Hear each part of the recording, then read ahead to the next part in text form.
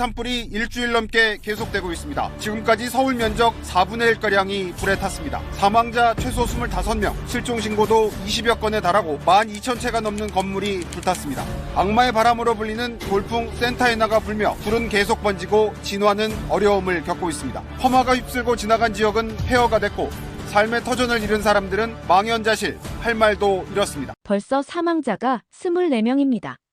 그런데 저기 한인타운에서 온 한국인들은 대체 뭘 하고 있는 겁니까?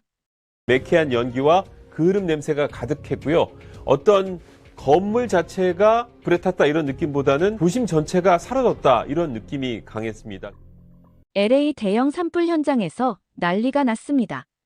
미국인들이 도저히 믿을 수 없다며 경악을 금치 못하는 일이 벌어졌는데요. 73조 원의 피해를 남긴 최악의 재난 속에서 대체 어떤 일이 있었던 걸까요?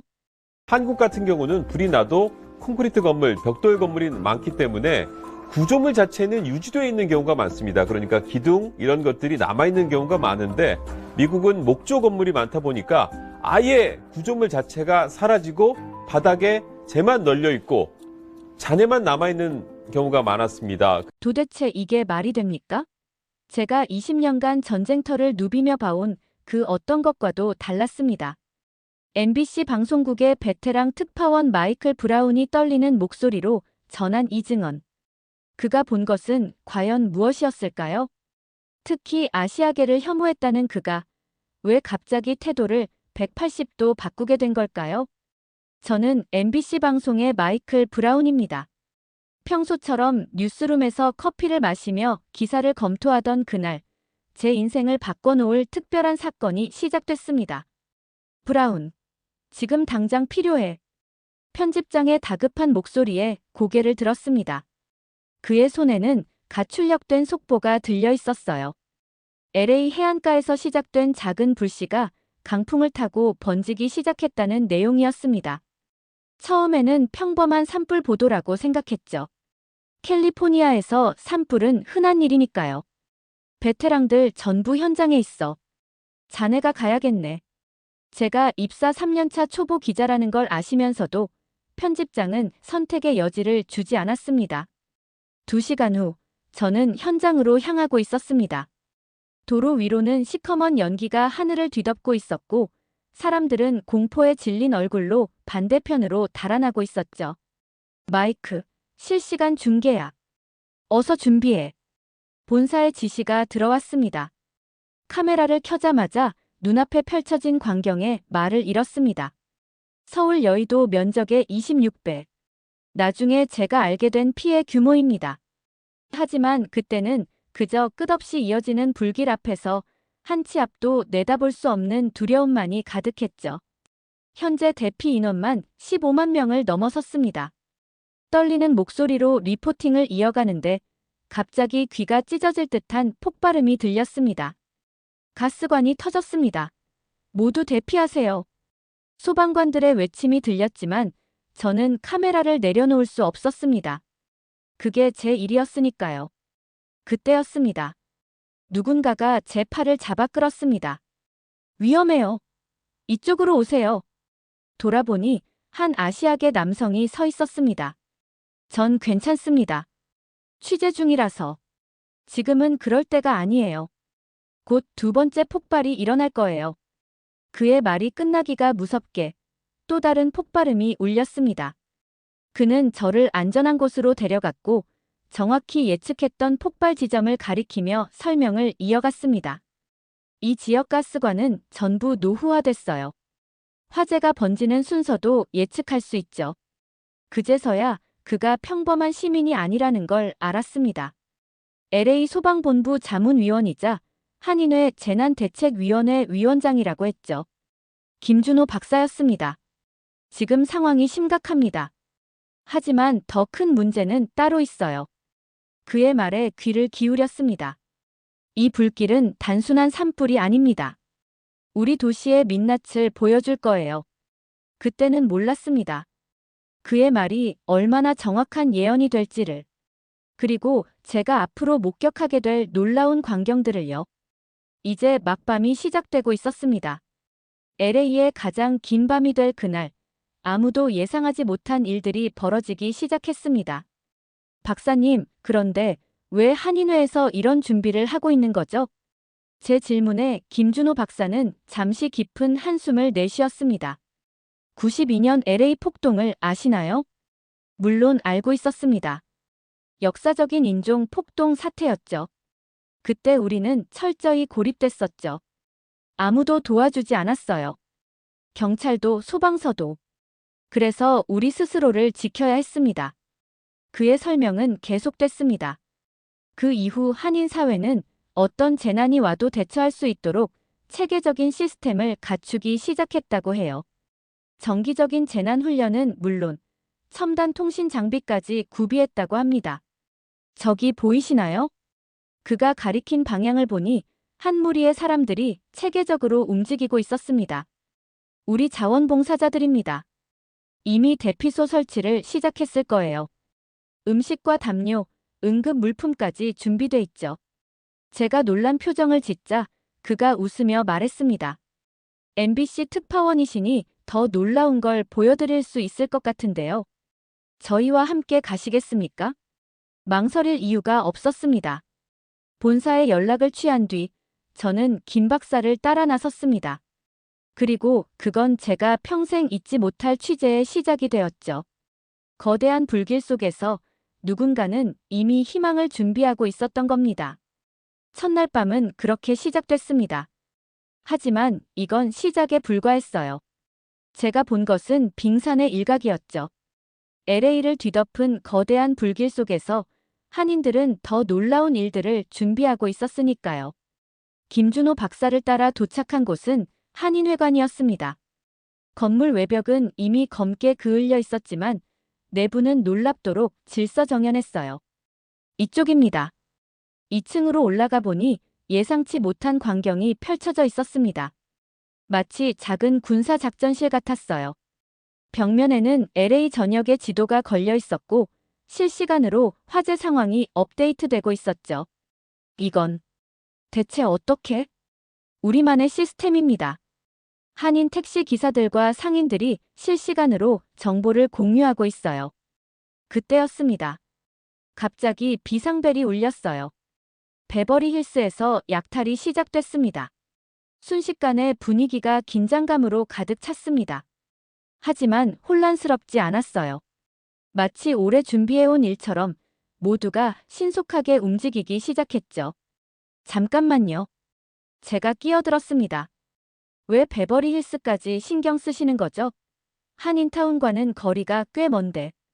그때 문이 거칠게 열렸습니다. 이 미친 것들이. 제임스 맥도널드 경찰서장이 들이닥쳤어요. 그의 얼굴은 분노로 일그러져 있었습니다. 당신들이 무슨 권한으로 우리 관할 구역에 개입하는 건가? 이건 명백한 월권이야. 김 박사는 차분히 대응했습니다. 서장님, 우리는 그저 돕고 싶을 뿐입니다. 92년처럼 되면 안 되니까요. 92년? 그때는 당신들이 무장하고 난리를 피웠잖아. 서장의 말에 방 안의 공기가 얼어붙었습니다. 그때 한 젊은 여성이 앞으로 나섰어요. 서장님, 이 자료 한번 봐주시겠습니까? 한인회 부회장이라는 캐롤 김이었습니다. 그녀가 건넨 태블릿에는 놀라운 데이터가 있었어요. 지난 6시간 동안 한인 자원봉사자들이 막아낸 약탈 시도만 23건, 구조한 주민이 156명, 제공된 긴급 구호품이 1000세트가 넘었습니다. 이게 다 무슨 의미가 있습니까? 서장이 쏘아붙였습니다. 의미요? 캐롤이 차분히 대답했어요. 우리는 이미 당신들의 한계를 알고 있습니다. 그녀는 다른 화면을 보여줬습니다. LA 경찰의 현재 대응 가능 인력은 전체 필요 인원의 35%에 불과했어요. 소방 인력은 더 심각했죠. 28%였습니다. 우리가 가만히 있으면 92년의 악몽이 반복될 겁니다. 하지만 이번엔 다릅니다. 당신들 혹시 그때 우리가 도우지 않은 걸 복수하려는 거 아닙니까? 나는 믿을 수 없으니 전부 손 떼세요. 전부. 아닙니다. 정말 그저 돕고 싶을 뿐입니다. 그때 우리는 너무 외로웠거든요. 거짓말 마세요. 우릴 도와 당신들이 얻는 게 뭡니까? 얻는 것이라니요. 그저 사람을 살리는 일 아닙니까? 지금 이럴 시간이 없어요. 제발 진정하시고 이것 좀 봐주십시오. 화면이 다시 전환됐습니다. 한인회에서 준비한 비상대책 시스템이었어요. 드론을 통한 화재 감시, 실시간 범죄 신고 네트워크, 의료진 한라인까지. 마치 작은 도시 하나가 완벽하게 준비된 것 같았습니다. 서장의 표정이 조금씩 변하기 시작했어요. 분노는 서서히 당혹감으로 바뀌어갔죠. 이런 걸 언제부터? 92년 직후부터입니다. 김 박사가 답했어요. 다시는 우리 스스로를 지키지 못하는 상황이 오면 안 된다고 생각했거든요. 그때였습니다. 또 다른 비상벨이 울렸어요. UCLA 의료센터에서 지원 요청이 들어왔습니다. 발전기 가동이 중단됐답니다. 서장과 우리 모두의 시선이 상황실 스크린으로 향했습니다. UCLA 의료센터. 그곳에는 현재 중환자만 283명이 있었어요. 우리가 가지고 있는 비상 발전기가 있습니다. 캐롤이 말했어요. 서장님, 우리와 함께 하시겠습니까? 맥도널드 서장의 얼굴에 복잡한 감정이 스쳐 지나갔습니다. 30년 경력의 베테랑 경찰은 처음으로 자신의 편견과 마주하고 있었던 거죠. 같이 갑시다. 그가 마침내 입을 열었어요. 당신들. 아니, 우리가 함께 해결해야겠군요. 그렇게 우리는 UCLA 의료센터로 향했습니다. 제 마음속에서도 무언가가 조금씩 변하기 시작하고 있었어요. 그들을 향한 편견이 존경심으로 천천히 바뀌어가고 있었던 겁니다. 하지만 그때까지만 해도 몰랐습니다. 진짜 놀라운 일은 이제부터 시작이라는 걸요. UCLA 의료센터로 향하는 길은 마치 지옥을 지나는 것 같았습니다. 불길은 여전히 거세게 타오르고 있었고 사방에서 폭발음이 들려왔어요. 앞에서는 한인회 긴급 구호팀의 차량이, 뒤에서는 맥도널드 서장의 경찰차가 우리를 호위하고 있었습니다. 브라운 씨, 이거 보세요. 조수석에 앉아있던 캐롤이 태블릿을 건넸습니다. UCLA 의료센터의 실시간 상황이었어요. 백업 전력이 완전히 끊긴 상태였고 수술실 3곳이 가동을 멈췄다고 했습니다. 283명의 중환자 중 56명이 인공호흡기에 의존하고 있어요. 전력이 완전히 끊기면 30분도 버티지 못할 겁니다. 숫자의 무게가 가슴을 짓눌렀습니다. 그건 단순한 숫자가 아니었어요. 56개의 생명이었죠. 갑자기 무전이 울렸습니다. 정찰팀이 상황 보고합니다. 의료원 진입로가 모두 막혔습니다. 쓰러진 가로수와 버려진 차량들 때문에. 김 박사가 즉시 지시를 내렸습니다. B팀, C팀은 우회로를 찾아라. 어팀은 나와 함께 정문으로 간다. 잠깐만요. 제가 끼어들었습니다. 그 많은 장비를 어떻게 운반하실 건가요? 진입로가 막혔다면. 그때 멀리서 굉음이 들려왔습니다. 고개를 들어보니 헬리콥터 한 대가 우리 쪽으로 다가오고 있었어요. 한인의사협회 소속 민간 헬기입니다. 김 박사가 설명했어요. 이미 비상연락망이 가동됐거든요. 저는 입을 다물 수밖에 없었습니다. 그들의 준비성은 제 상상을 넘어서는 수준이었으니까요. 의료원에 도착하자 더욱 놀라운 광경이 펼쳐졌습니다. 이미 수십 명의 한인 의료진들이 자발적으로 모여들어 있었어요. 개인 병원을 닫고 달려온 의사들, 간호사들, 심지어 의대생들까지. 우리끼리 연락망이 있어서. 한 젊은 의사가 수줍게 설명했습니다. SNS로 소식을 듣자마자 다들 오기 시작했어요. 발전기 설치는 신속하게 진행됐습니다. 한인 전기 기술자들이 직접 나서서 작업을 진행했고 30분 만에 전력이 복구됐어요. 수술실에 불이 다시 켜지자 의료진들 사이에서 안도의 한숨이 새어나왔습니다. 하지만 그들은 거기서 멈추지 않았어요. 이참에 아예 독립 전력망을 구축하는 게 어떨까요? 한 전기 기술자가 제안했습니다. 우리가 가진 장비들을 조금 더 보완하면. 그렇게 그들은 밤새 작업을 이어갔습니다. 의료진은 환자들을 돌봤고 기술자들은 시스템을 개선했죠. 한인 자원봉사자들은 지친 의료진들을 위해 따뜻한 음식을 나르기 시작했고요. 맥도널드 서장은 그저 놀란 표정으로 지켜보기만 했습니다. 도대체 어떻게 이런 게 가능한 거죠? 김 박사가 대답했습니다. 우리는 이미 배웠으니까요. 재난 앞에서는 모두가 하나가 되어야 한다는 걸요. 그때 또 다른 폭발음이 들렸습니다. 이번에는 더 가까웠어요. 불길이 의료원 쪽으로 번지고 있었습니다. 서장이 소리쳤습니다. 이대로는 안 됩니다. 환자들을 대피시켜야 해요. 하지만 김 박사는 고개를 저었습니다. 아직 이곳을 지킬 방법이 남아 있습니다. 우리에겐 마지막 계획이 있으니까요. 그의 눈빛이 달라졌습니다. 그리고 저는 그날 밤 그들이 준비한 진짜 계획이 무엇인지 목격하게 됐습니다. 김 박사는 무전기를 들었습니다. D팀, E팀, 지금 투입하시오. 순간 의료원 주변에서 크고 작은 엔진 소리가 들리기 시작했습니다. 놀랍게도 한인 건설업체들의 대형 장비들이 속속 모여들고 있었어요.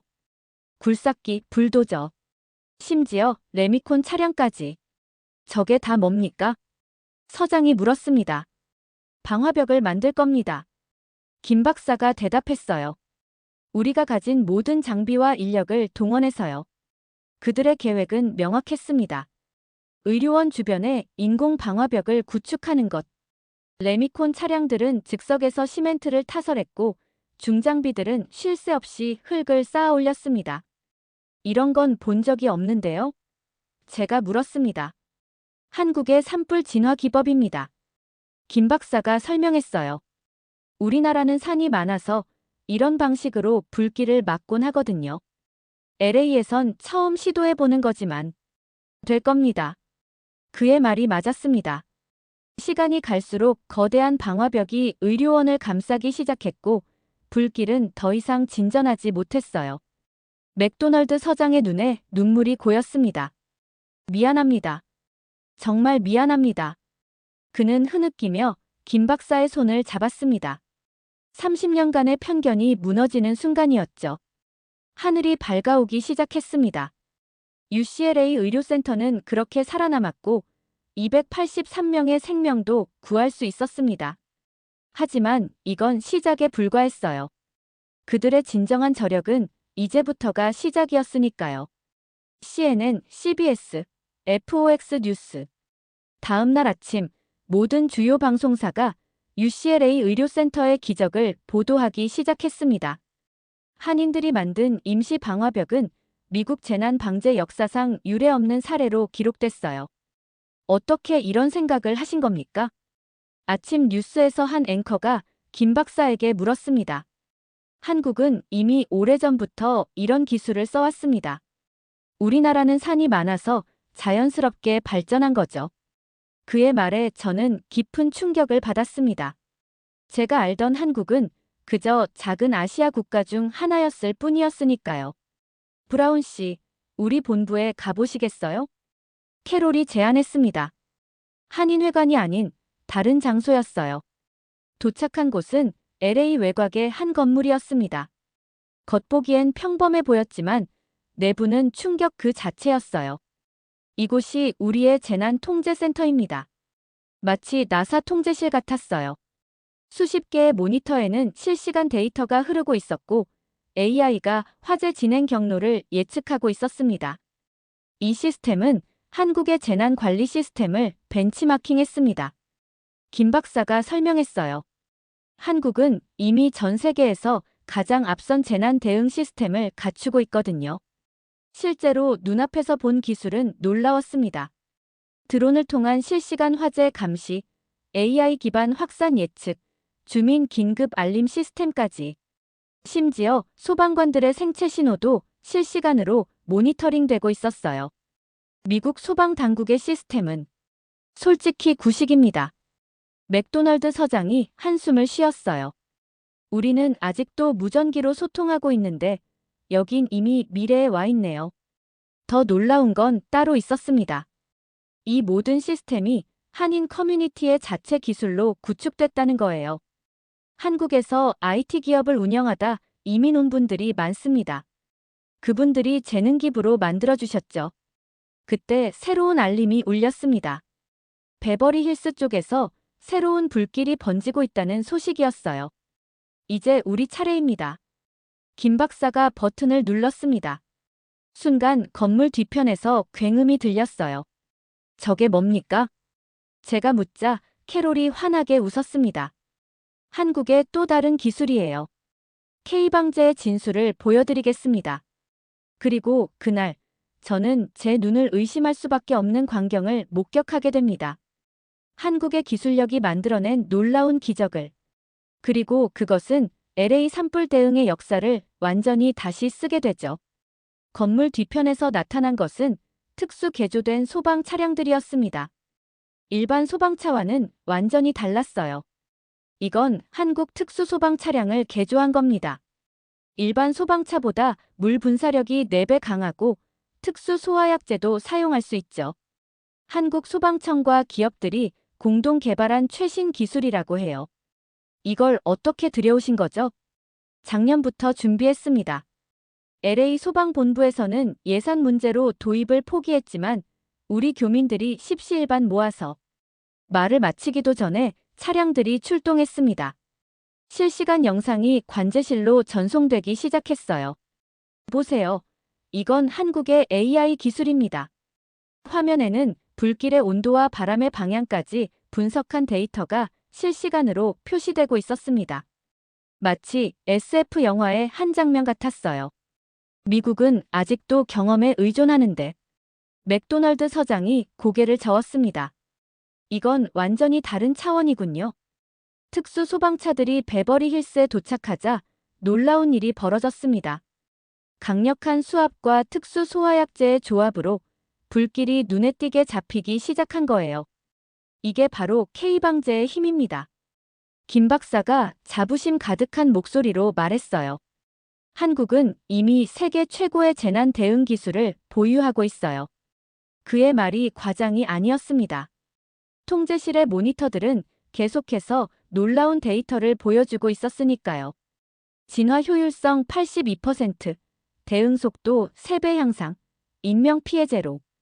우리나라는 좁은 국토에 인구가 많다 보니 자연스럽게 이런 첨단 기술이 발전했습니다. 효율성을 극대화할 수밖에 없었거든요. 그때였습니다. CNN 속보가 들어왔어요. 놀라운 소식입니다. 베버리 힐스의 화재가 통제되기 시작했습니다. 한인들이 도입한 특수 소방 시스템이 큰 효과를 보이고 있는데요. 맥도널드 서장은 한동안 말을 잇지 못했습니다. 그의 눈에는 복잡한 감정이 어려 있었어요. 부끄러움, 후회, 그리고 존경심이 뒤섞인 듯 했습니다. 이제 좀 이해가 됩니다. 그가 마침내 입을 열었어요. 왜 한국이 이렇게 빠르게 선진국이 됐는지. 기술의 힘이었군요. 저도 깊이 공감했습니다. 제가 알던 한국은 이제 없었어요. 그곳은 이미 많은 분야에서 미국을 앞서가고 있었고, 이번 사태는 그저 그 사실을 확인시켜준 계기일 뿐이었습니다. 하지만 진정한 감동은 따로 있었습니다. 이 모든 기술과 시스템을 한인들이 자비로 준비했다는 사실이요. 그들은 자신들만을 위해서가 아닌 LA 시민 모두를 위해 이 엄청난 투자를 해왔던 겁니다. 이제 저는 그들을 다르게 보기 시작했습니다. 더 이상 이방인이 아닌 LA의 진정한 영웅으로요. 베버리 힐스의 화재 진압 성공은 큰 파장을 불러일으켰습니다. 백악관에서도 한인 커뮤니티의 활약에 주목하기 시작했어요. 바이든 대통령은 긴급 기자회견을 통해 K방제 시스템의 도입을 전국적으로 검토하겠다고 밝혔습니다. 그날 저녁, 저는 특별한 자리에 초대받았습니다. 한인 자원봉사자들이 모인 임시 대피소였어요. 200여 명의 이재민들이 이곳에서 지내고 있었는데 마치 작은 호텔 같았습니다. 이분이 바로 그 MBC 기자님이세요. 김 박사가 저를 소개하자 한 할머니가 다가왔습니다. 제가 50년간 모아온 가보가 다 불탔어요. 하지만 이분들 덕분에 새로운 희망을 얻었습니다. 그녀의 눈에는 눈물이 고여 있었어요. 대피소 한쪽에서는 의사들이 무료 진료를 하고 있었고, 다른 한쪽에서는 따뜻한 식사가 제공되고 있었습니다. 심지어 아이들을 위한 임시학교까지 운영되고 있었죠. 우리도 처음엔 이런 시스템이 없었어요. 캐롤이 설명을 시작했습니다. 92년 LA 폭동 때는 우리도 피해자였습니다. 많은 한인들이 가게를 잃었고 평생의 꿈이 하루아침에 무너졌죠. 그때 우리는 결심했어요. 더 이상 약자로 머물지 말자고. 그녀의 이야기는 계속됐습니다. LA 폭동 이후 한인 사회는 철저한 준비를 시작했다고 해요. 개인의 성공을 넘어 공동체의 발전을 위해 투자하기 시작했습니다. 보통 이민자들은 아메리칸 드림을 꿈꾸죠. 더 큰 집, 더 좋은 차. 하지만 우리는 달랐어요. 우리는 더 큰 꿈을 꾸기 시작했습니다. 대피소 한쪽 벽에는 사진들이 걸려 있었어요. 한인들의 역사였습니다. 처음 이민 왔을 때의 가난했던 시절부터 하나둘 가게를 열고 자녀들을 대학에 보내고 그리고 마침내 첨단 기술을 보유한 커뮤니티로 성장하기까지의 과정이 고스란히 담겨 있었죠.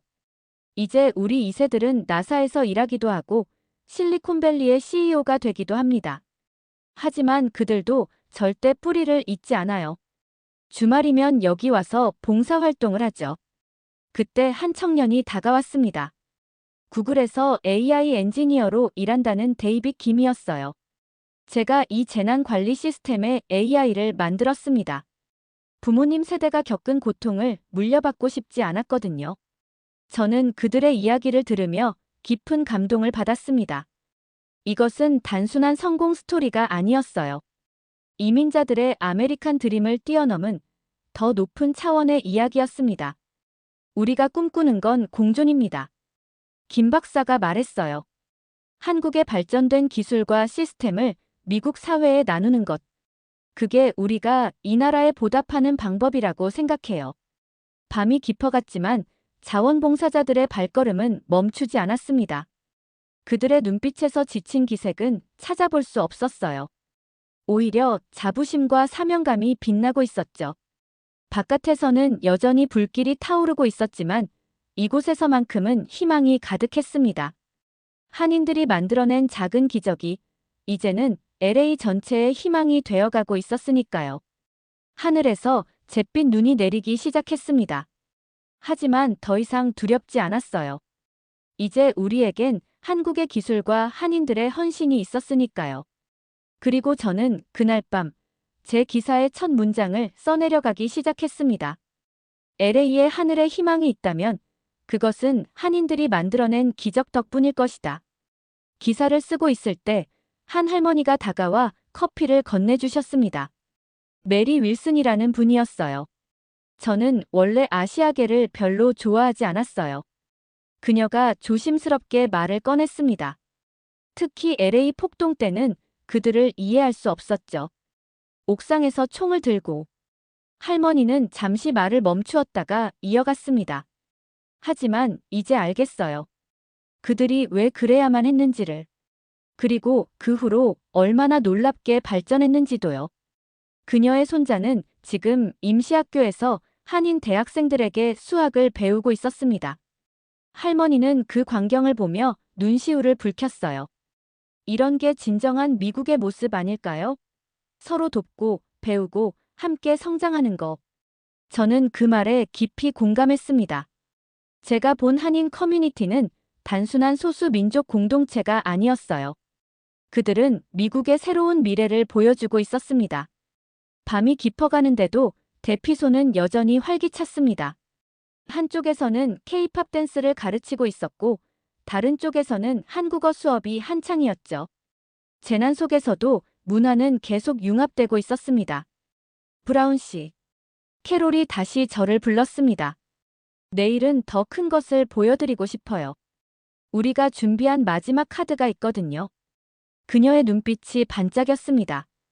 그리고 저는 다음 날 LA 역사상 가장 놀라운 광경을 목격하게 됩니다. 다음 날 아침 LA 전역에서 놀라운 소식이 전해지기 시작했습니다. 한인들의 마지막 카드는 상상을 뛰어넘는 것이었어요. 드디어 도착했습니다. 김 박사가 공항으로 저를 데려갔습니다. 활주로에는 대형 수송기가 착륙하고 있었어요. 저게 뭡니까? 첨단 소방 장비입니다. 우리가 요청했죠. 모두 한국의 최첨단 방제 기술의 집약체였어요. 이건 돈으로 환산할 수 없는 규모입니다. 캐롤이 설명했어요. 놀라운 것은 장비만이 아니었습니다. 한국의 특수소방대원들도 함께 왔어요. 세계 최고 수준의 재난 대응 전문가들이었죠. 우리는 준비되어 있었습니다. 그들의 움직임은 신속했습니다. 실시간 데이터가 통제실로 전송되기 시작했습니다. 맥도널드 서장이 감탄했습니다. 아니요, 이게 바로 현실입니다. 김 박사가 답했어요. 한국은 이미 이런 수준까지 와 있었어요. 24시간이 지났습니다. 그리고 기적이 일어났어요. LA 산불은 급속도로 잡히기 시작했습니다. 첨단 장비들과 전문가들의 완벽한 조화가 만들어낸 결과였죠. 한 번에 6,000리터의 물을 운반할 수 있는 이 헬기는 기존 소방 헬기의 3배에 달하는 용량이었어요. 더군다나 AI 시스템으로 최적의 살수 지점을 계산해 물을 뿌리니 진화 효율은 비교할 수 없을 정도였습니다. 아직 연구 중인 장비지만 상황이 급한 만큼 사용을 결심했다는데 그 능력은 이미 대단했습니다. 그동안 미국이 써온 방식은 마치 구시대의 유물처럼 느껴질 정도였습니다. 이제 좀 이해가 됩니다. CNN 앵커가 생방송에서 말했어요.